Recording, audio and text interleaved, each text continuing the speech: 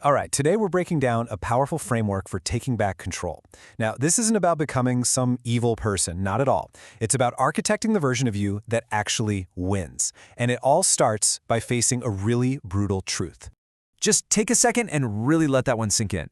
Is your niceness, your kindness, actually a choice? Or is it just a lack of strength, a lack of guts to go after what you truly want? This single idea can be the shock to the system that wakes you up from a life you've been living on the sidelines. Because right now, as you're listening to this, you're on one of two paths. There really is no middle ground. And figuring out which path you're on, well, that's the very first step to reclaiming your own power. So just look at this. The contrast is night and day, isn't it?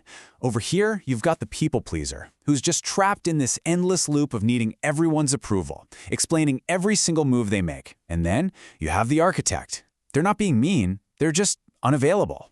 Their energy isn't wasted on being liked, it's invested in becoming formidable. This huge difference between them? We call that the power gap. It's that mental leap from asking for permission to simply giving notice. And let's be super clear. This isn't about hurting other people. It's about unapologetically, brutally prioritizing your own mission. That's what the execution of self-interest really is. So how in the world do you cross that gap? Well, it usually starts with a moment of just painful clarity. A trigger.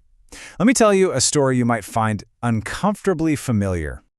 We all know Mark. Maybe we are Mark. He's that guy, right? The one who always shows up for everybody else, whose loyalty you can just take for granted. But that loyalty, it comes at a huge cost, his own potential.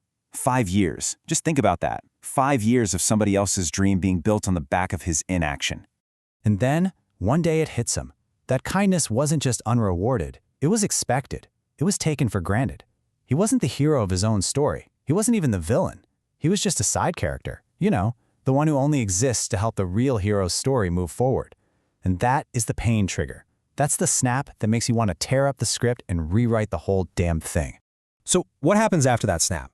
It's not chaos, it's a protocol, a cold, calculated strategy to build your own arc. So let's break down the 3-step villain protocol. 3 steps. They sound simple, but believe me, they are not easy. Mute the noise, kill the presentation, and lock in. This isn't about finding motivation, it's a practical framework for pure execution. Let's dig into each one. First up, mute the noise. The single biggest mistake people make is announcing their big comeback. Just stop it. Real power moves in absolute silence. Turn off the social media notifications, stop telling everyone your big plans, let your absence do the talking. Your new status symbol isn't a flashy post, it's your silence. Second, you have to kill the presentation mindset. You don't owe anyone a 5-page essay explaining why you can't do something for them. Your time is your most valuable asset, period. So stop giving it away in these long, drawn-out justifications. No, that's it. It's a statement of your boundaries, not the start of a negotiation. And finally, and this is the most critical part, lock in. This is your training montage. For the next 90 days, you just disappear into deep, focused work. Pick one skill, one single thing that will completely change the game for you and just become obsessed with it. And this says it all. While the world is scrolling, you are building.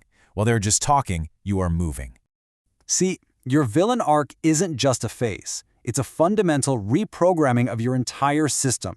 It's the decision to stop being the protagonist who always loses. It's a blueprint for victory, and it's executed with precision and without needing a single person's approval.